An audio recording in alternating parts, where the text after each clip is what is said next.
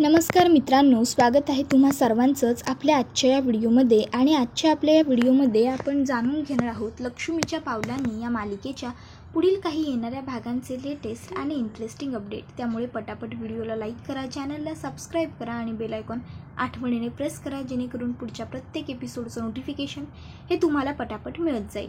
तर आजच्या या व्हिडिओमध्ये आपण जाणून घेणार आहोत की कशा प्रकारे कला आणि अद्वैत वेगळे होता होता पुन्हा आबांसाठी एक होतात आणि हळूहळू एकमेकाच्या प्रेमात रंगून जातात. तर नेमकं काय घडतं, कसं घडतं हे सगळं जाणून घेण्यासाठी तर तुम्हाला आपला व्हिडिओ शेवटपर्यंत नक्की पाहावा लागेल. तर चला मग मित्रांनो, सुरुवात करूया आपल्या आजच्या व्हिडिओला, म्हणजेच लक्ष्मीच्या पावलांनी या मालिकेच्या पुढच्या काही येणाऱ्या भागांचे इंटरेस्टिंग अपडेट जाणून घेणाऱ्या व्हिडिओला.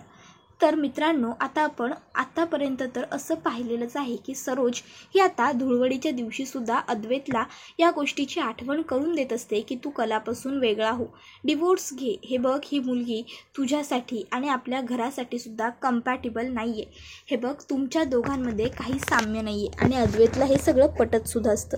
आता हे सगळं कला पाहते आणि कलाच्या लक्षात आलेलं असतं की याचा अर्थ माझ्यामध्ये आणि अद्वैतमध्ये डिवोर्सचं जे भांडण आहे ते लावून देण्याचं काम सरोजनेच केलेलं आहे. त्यानंतर आता सरोज ही कलाला म्हणत असते की जितका हवा तेवढा रंग खेळून घे, कारण काय आहे, तुझी या घरातली शेवटची धुळवड असणार आहे. त्यावर कला ही सरोजला रंग लावत म्हणत असते की तुमचा गैरसमज आहे सरोज मॅडम, म्हणजे मी या घरातून कुठेच जाणार नाही. माझ्या आणि चांदेकरच्या नात्याचा मी कधीही बेरंग होऊ देणार नाही.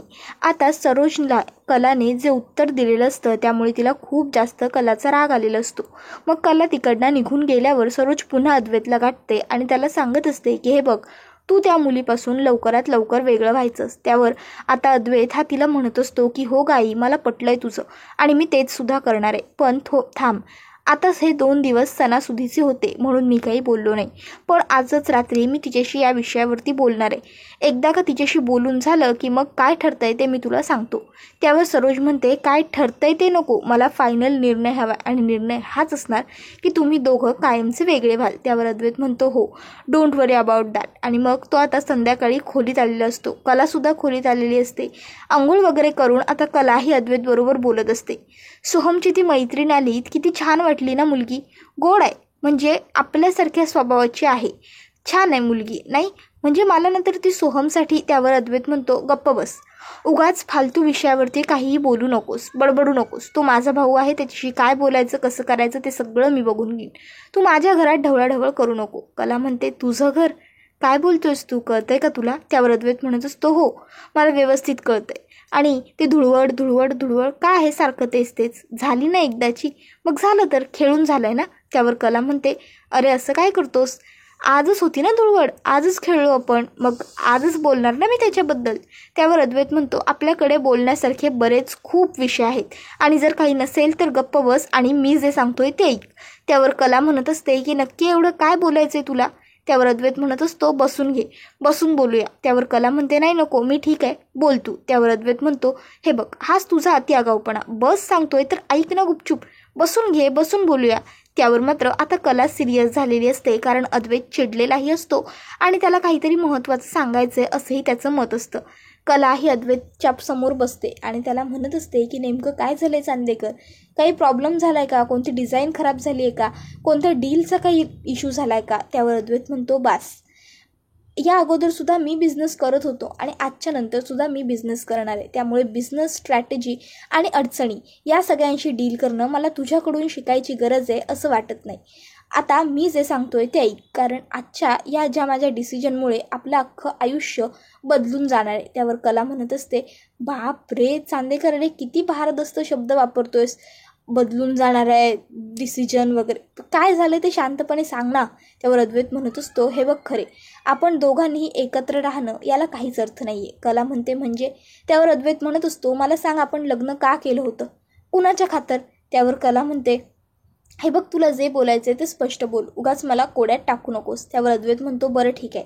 आणि मग आता तो कलाला विचारत असतो की हे बघ, आपण जे लग्न केलं होतं ते घरच्यांच्या इच्छेखातर, घरच्यांच्या अब्रूखातर, मी आबांसाठी लग्न केलं होतं आणि तू तुझ्या आईबाबांची इज्जत वाचवण्याकरिता. आता जवळपास आपल्या लग्नाला 1 वर्षसुद्धा होत आलं, पण तरीसुद्धा आपल्यामध्ये नवरा बायकोचं नातं तर सोडच, पण चांगल्या मैत्रिणीचं नातंसुद्धा निर्माण झालेलं नाही आहे. त्यामुळे मला तरी असं वाटतं की आपण एकमेकासाठी परफेक्ट नाही आहोत आणि मी किती परफेक्शनिस्ट आहे ते तर तुला व्यवस्थित माहीत आहे. त्यामुळे मला वाटत नाही की आपण दोघांनी आता फार काळ एकत्र घालवायला हवा. आपण आता घटस्फोट घेऊ, वेगळे होऊ, म्हणजे कसं तुला तुझा मार्ग मोकळा होईल आणि मला माझा. बरोबर ना? त्यावर कला म्हणत असते की चांदेकर, डिवोर्स घेणं तुला जेवढं सोपं वाटतंय तेवढं सोपं नाही आहे. यासाठी आपल्याला अगोदर सगळ्या घरातल्यांना व्यवस्थित विश्वासात घ्यावं लागेल, त्यानंतरच हे सगळं शक्य होईल. त्यावर अद्वैत म्हणतो ठीक आहे, मग घे तुझं तू. त्यावर कला म्हणते माझं मी नाही, आपल्याला करावं लागेल, कारण डिवोर्स तुला हवा आहे, मला नको आहे. त्यावर मात्र आता अद्वैत हा कलाला मदत करायला तयार झालेला असतो. तर कला म्हणते पण महत्त्वाची आणि खूप मोठी गोष्ट, आबांजवळ जे काही बोलायचं असेल तर तुझं तू बोलायचं. डिवोर्सही तुला हवा आहे आणि जे काही आहे ते तुझंच आहे. त्यावर अद्वैत लगेच म्हणतो माझ्या आजोबांशी बोलायला मी काही घाबरतो का? मी बोलू शकतो आबांबरोबर. आणि आता हे सगळं बोलणं नयनाने ऐकलेलं असतं. आता मूर्ख नयना हे सगळं काही रोहिणीला सांगत असते. आता रोहिणी आणि नयना बोलत असताना चुकून ते सगळं काही आबांच्या कानावरती पडतं आणि आबांना कळतं की कला आणि अद्वैत वेगळं होण्याचा विचार करत आहेत आणि या गोष्टीचा आबासाहेबांना खूप जास्त त्रास होत असतो. त्यांना लगेचच पुन्हा एकदा तो श्राप आठवतो. त्यांच्या घराण्याला असा श्राप आहे की त्यांच्या घरातल्या कोणत्याही व्यक्तीचा संसार सुखाने होणार नाही. आता हे आठवून आबांना खूप मोठा त्रास होत असतो. त्यांना काही कळत नसतं की काय करावं, कारण काहीही झालं तरी आता हा श्राप पुढे जाऊ नये, हा इथेच थांबावा आणि पुढच्या सगळ्या पिढ्यांचा संसार चांगला व्हावा हेच आबांना वाटत असतं. आता इतका विचार करून करून आबांना गरगरायला लागतं आणि बघता बघता त्यांना हार्ट अटॅक येतो. आता ही गोष्ट घरातल्या सगळ्या लोकांना कळल्याबरोबर सगळे पटकन आबांना त्यांच्या खोलीमध्ये घेऊन जातात, बेडवरती झोपवतात आणि डॉक्टरांना बोलवलं जातं. डॉक्टर आलेले असतात. आता ते आबांचा चेकअप करत असतात. आबा हे आता शुद्धीवरती आलेले असतात. डॉक्टर हे सांगत असतात अद्वैतला की मिस्टर अद्वैत खरंच ग्रेट, अगदी थोड्याशा वेळामुळे तुमच्या आजोबांना काही झालेलं नाही आहे. जर आणखीन 10-15 मिनटं जरी उशीर झाला असता आज तरीसुद्धा आजोबांच्या जीवाला धोका होता. बरं आता मला सांगा, आजोबांना जो हार्ट अटॅक आला ते अगोदर काही घरामध्ये असं टेन्शनचं ताणतणावाचं वातावरण होतं का? काही घडलं होतं का घरामध्ये, म्हणजे त्यांना टेन्शन येण्यासारखं? त्यावर कला आणि अद्वैत सांगत असतात की नाही असं काही घडलेलं नव्हतं, उलट काल तर चांगला पूर्णावरणाचा स्वयंपाक केला होता. त्याबरोबर मात्र आता आबा हे काही बोलत नसतात. मग डॉक्टर आबांना विचारतात की डॉक्टर आबा काय झालं आहे, तुम्ही सांगू शकाल का? हे बघा, माझ्यापासून काहीही लपवू नका, मी तुमचा डॉक्टर आहे. जितकं तुम्ही माझ्यापासून गोष्टी क्लिअर कट कराल तितकंच तुम्हाला औषध गोळ्या द्यायला आणि तुमची ट्रीटमेंट करायला मला बरं पडेल. त्यावर मात्र आता आबा काही बोलत नसतात. तर डॉक्टर हे म्हणत असतात की बरं ठीक आहे, काही हरकत नाही. अद्वैत ह्या गोळ्या ह्या तुम्हाला आबांना रोज सकाळ संध्याकाळ द्यायच्या आहेत. ह्या अगोदरसुद्धा मी गोळ्या दिल्या होत्या, पण आता या दुसऱ्या गोळ्या आहेत. याची पावर ही आणखीन थोडी जास्त आहे, म्हणजे आबांना झोप वगैरेसुद्धा व्यवस्थित येईल आणि त्यांच्या डोक्यात फार विचारांचं चक्रसुद्धा फिरणार नाही. बरं आता मला निघायला हवं, उशीर होतोय असं म्हणून डॉक्टर निघण्याची तयारी करत असतात. आणि मग त्यांना आठवतं की अरे एक महत्त्वाचं इंजेक्शन तर आबांना द्यायचं राहीलच. मग तो इंजेक्शन काढतो आणि आबांना म्हणत असतो की तुम्हाला इंजेक्शन द्यायचं आहे. त्यानंतर आता आबा इंजेक्शन वगैरे घेतात, डॉक्टर तिकडनं निघून जातात. आता मात्र आबा थोडा वेळ रिलॅक्स करा, मग तुम्हाला बरं वाटेल असं सांगून सगळेच जण तिकडनं निघून जातात. पण आबांच्या डोक्यातलं विचारांचं चक्र काही थांबत नसतं. आता कला किचनमध्ये स्वयंपाक बनवत असते, पण तिच्या डोक्यात विचार मात्र सतत आबांचाच सुरू असतो. तिला कळत नसतं की नेमकं आबांना असं काय झालं, कसलं एवढं टेन्शन आलं त्यांना की त्यांना अचानक ही एवढी घोवळ आली, त्यानंतर हार्ट अटॅक डायरेक्ट. नाही काहीतरी नक्की गडबड असणार. आणि मग आता अद्वैतसुद्धा विचार करत असतो की आबा एवढे अचानक सिरियस कसे काय झाले. नाही म्हणजे आजारी होतात ते अधूनमधून, पण एवढे नाही होत, असे झोपून लोळून नाही राहत ते. मला काही झालं तरी आजोबांबरोबर बोलायचं आहे असं कलासुद्धा ठरवते. आता कला आणि अद्वैत दोघांनीसुद्धा आजोबांबरोबर बोलायचं हे तर ठरवलेलं असतं, पण तुम्ही एकत्र येऊन बोलू शकत नाही का आबांबरोबर? त्यावर मात्र आता कला आणि अद्वैत एकमेकाकडे बघतात आणि पिशव्यांकडे खाली बघतात. त्याबरोबर लगेचच पुढे आता आबांच्या खोलीमध्ये ते दोघंही आलेले असतात. दोघंही आबांशी बोलत असतात. आबाही त्यांच्याशी बराच वेळ गप्पा मारतात. मग कला आणि अद्वैत आबांना त्यांच्या हार्ट अटॅकबद्दल विचारतात. तर आबा सांगतात की काही नाही, मला ते थोडासा त्रास झाला बस. आता खरं तर आबा हे त्या दोघांनाही त्या श्रापाबद्दल काही सांगत नसतात. तर दुसरीकडे आता कला आणि अद्वैत आबांना म्हणत असतात की हे बघा आबा, असाच त्रास होणं शक्य नाही आहे, जे काही असेल ते खरं सांगा. आणि मग मात्र आता आबांचा नाईलाज होतो आणि आबांना सांगावंच लागतं की बऱ्याच वर्षांच्या पूर्वी आपल्या खानदानाला एक श्राप मिळाला आहे आणि तो म्हणजे असा की आपल्या घराण्यातल्या कोणत्याही व्यक्तीचा संसार हा सुखाचा होणार नाही आणि म्हणूनच हे सगळं काही घडलं. त्याचंच मला टेन्शन आलं होतं बास, बाकी काही नाही. तुम्ही उगाचच्या उगाच माझ्यासाठी तुमचा दिवस मोडला. चला आता प्रत्येकाने आपापल्या कामाला जावा, म्हणजे कसं मला सुद्धा जरा बरं वाटेल. सगळेजण आपापल्या कामासाठी निघून तर गेलेले असतात, पण आबांच्या डोक्यात तोच विचार सुरू असतो. आता अद्वैत आणि कलाला खरं तर सांगितलंय. आता खरं ऐकून तरी किमान त्यांनी घटस्फोट घेऊ नये, नाहीतर खरंच खूप मोठा अनर्थ होईल. पण दुसरीकडे अद्वैत हा डिवोर्सचे पेपर्स दुसऱ्या दिवशी बनवतो आणि कलाच्या पुढ्यात ठेवत म्हणतो यावर सह्या कर, आपण रीतसर वेगळे होऊया. कला सह्या करते, अद्वैत सह्या करतो आणि इतक्यात आबांना हार्ट अटॅक येतो. आता आबांना हार्ट अटॅक आल्याबरोबर ते सगळे कागदपत्र वगैरे सगळं तिथेच टाकून अद्वैत आणि कला आबांबरोबर हॉस्पिटलमध्ये जा. त्याबरोबर लगेचच आता आबा हे अद्वैत आणि कलाकडे काही बघत वगैरे नसतात. अद्वैत कला म्हणत असतात, काय झालं, तुम्ही आमच्याकडे बघत सुद्धा का नाही आहात आजोबा? तुम्हाला आमचा राग आलाय का? तुम्हाला काही सांगायचं आहे का? त्यावर आबा म्हणत असतात की तुमच्याशी का बोलू मी? तुम्हाला थोडीच माझ्या जीवाची काही पर्वा आहे. आता त्या दिवशी तुम्ही बघितलं की तुम्ही वेगळे होणार ही गोष्ट तरी मला कळली आणि मी केवढा सिरियस झालो होतो. मग तरीसुद्धा आज तुम्ही पुन्हा मला इथेच ह्याच कपाटात कशी काय सापडून देता? काय चाललंय नेमकं तुमचं, मला स्पष्ट बोला.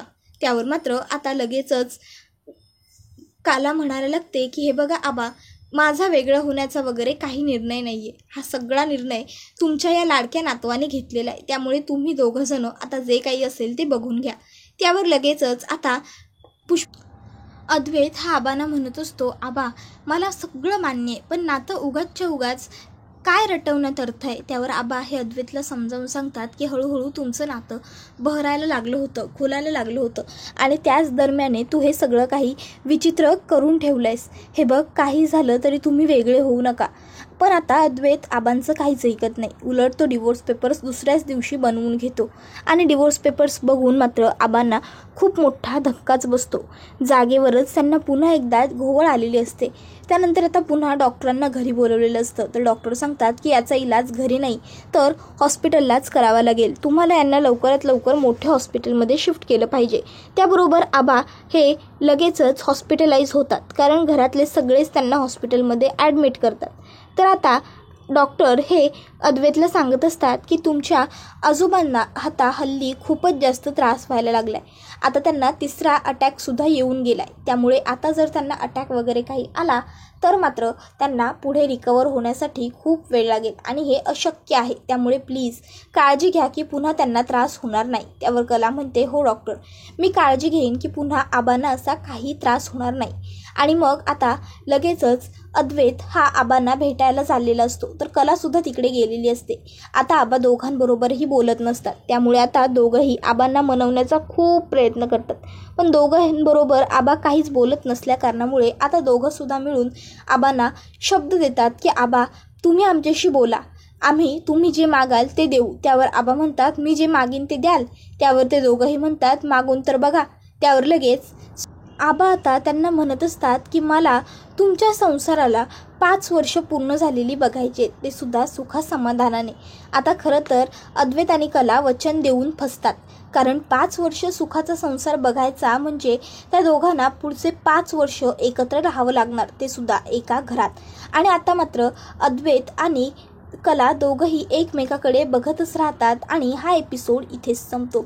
मित्रांनो, व्हिडिओला लाईक आठवणीने करा, चॅनलला सबस्क्राईब करून बेल आयकॉनसुद्धा प्रेस करा, जेणेकरून पुढच्या प्रत्येक व्हिडिओचं नोटिफिकेशन हे तुम्हाला मिळत जाईल. तर आता कला आणि अद्वैतने आबांना शब्द दिलेला असतो की आम्ही पुन्हा एकत्र राहू आणि तुमची इच्छा पूर्ण करू.